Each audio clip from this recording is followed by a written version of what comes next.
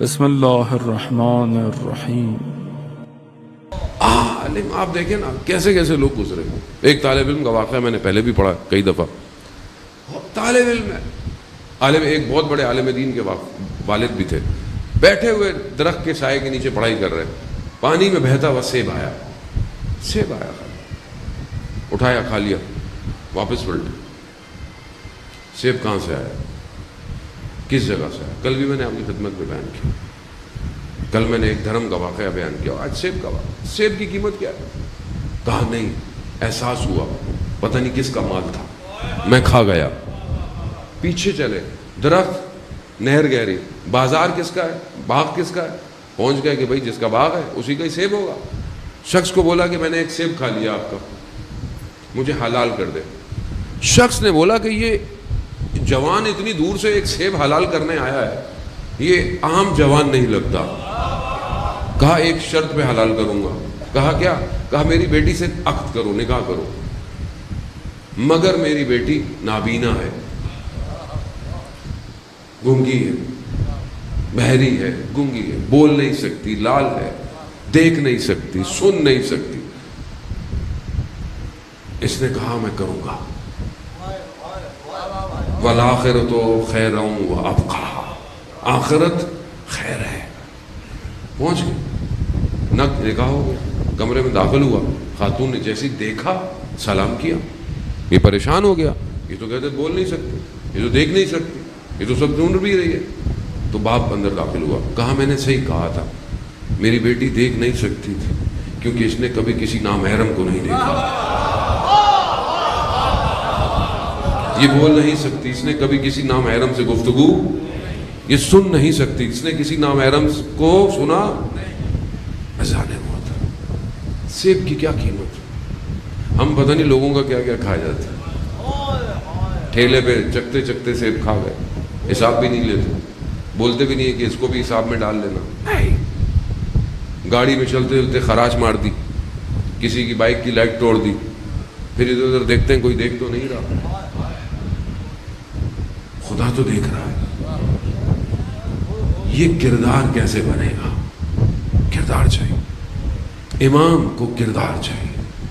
اذان بس تھوڑی سی زحمت، کوئی زیادہ نہیں ہے، تھوڑی زندگی میں انسان کبھی قرآن پڑھ لے، کبھی نہج البلاغہ پڑھ لے، کیا فرق پڑتا ہے؟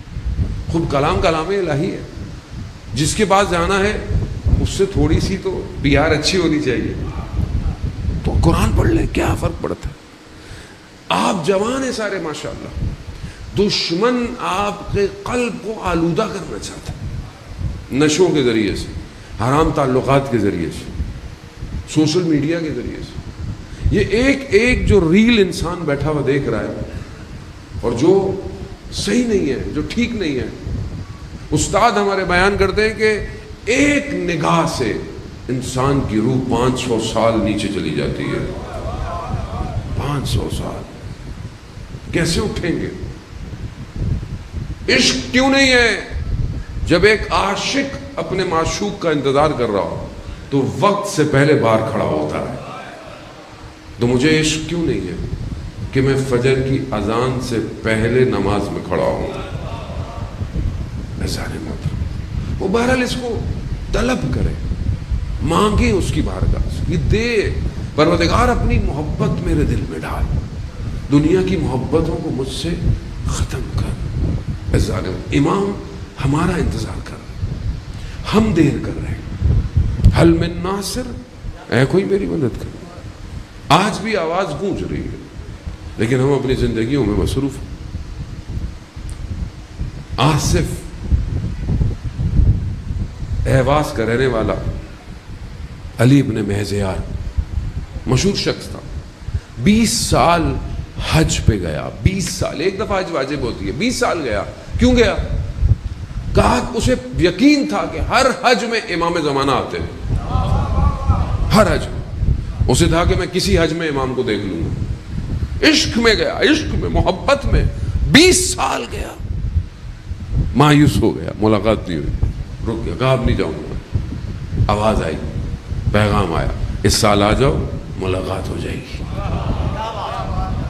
خوش قسمت ہے، میں تو جب بھی اس کا واقعہ پڑھتا ہوں اس لیے پڑھتا ہوں، اس کے بارے میں سوچتا ہوں تو اپنے آپ کو بھی سوچتا ہوں کہ کیا علی ابن مہزیار کی بخت تھا کہ امام نے کہا کہ آ جاؤ. گیا، طواف کر رہا تھا کعبہ کا، قاصد امام آیا، کہا چلو امام نے بلایا ہے. جانے لگا. قاصد بھی کوئی عام آدمی نہیں تھا، جسے امام نے بھیجا ہو وہ کوئی عام آدمی. اس نے علی ابن مہزیار سے ایک سوال پوچھا، اور یہ سب سوال میری تو جرت نہیں کہ میں آپ سے پوچھوں، آپ یہ سوال اپنے آپ سے خود پوچھیں جو اس نے علی ابن مہزیار سے پوچھا. کیا پوچھا؟ علی یہ بتاؤ تمہارے لیے امام کیا ہے؟ امام تمہارے لیے، امام کا مقام، امام کی جائے گا، امام کیا ہے تمہارا؟ آپ اپنے آپ سے پوچھیں آپ کے لیے امام کیا ہے. میں اپنے آپ سے پوچھوں میرے لیے امام کیا ہے؟ روحی، مالی، نفسی، ولدی، لقل، فدا. میری روح بھی قربان ہو جائے، میرا نفس بھی قربان ہو جائے، میرا مال بھی قربان ہو جائے، میری اولاد بھی قربان ہو جائے، میری جان بھی قربان ہو جائے، نہیں سب قربان ہو جائے مولا آپ کے لیے. آپ یہی ہے نا، اس میں تو کوئی شک نہیں ہے. ایمان عقیدہ تو یہی ہے، مگر کیا یہ حقیقت میں ہے؟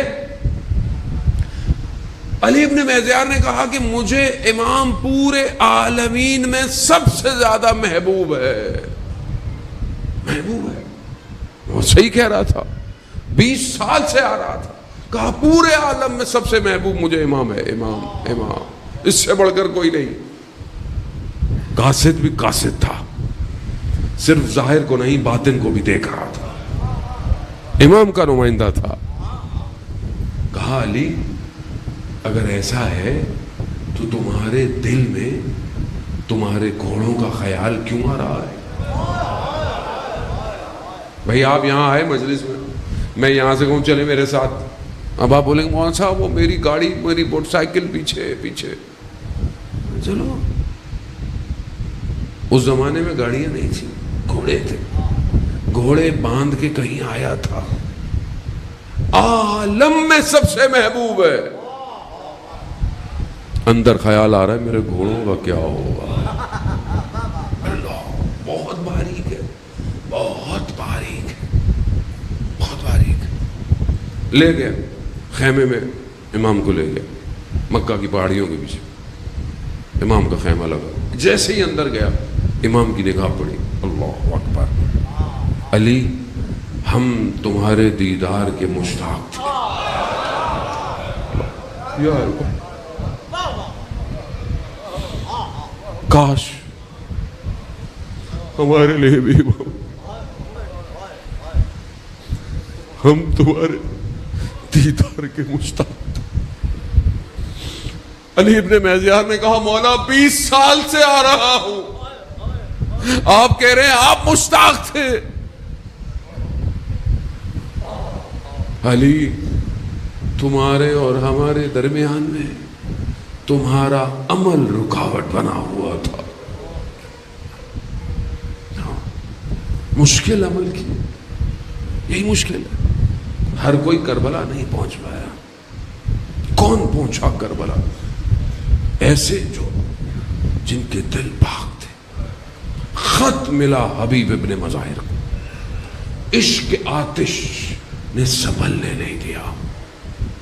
بیوی نے دیکھا نا کہ کیا ہوا، کہا مولا کا خط آیا. کہا کہاں ہے؟ کہا کربلا. کہا پھر؟ کہا تمہارے بارے میں سوچ رہا ہوں. کہا میں مٹی خاک کھا لوں گی تم حسین ابن علی کے پاس جاؤ. ایسے لوگ تھے، ایسے لوگ تھے یہ لوگ.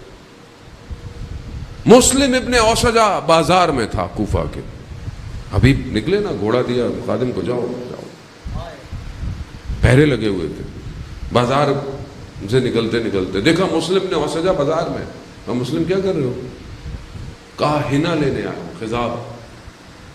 کہا کربلا حسین بن علی آ گئے، ایسا خضاب لگے گا قیامت تک یاد رکھا جائے گا. یہ تھے لوگ. تبھی تو امام حسین نے کہا کہ ان جیسا کوئی نہیں ہو سکتا. ایسا نہیں ہو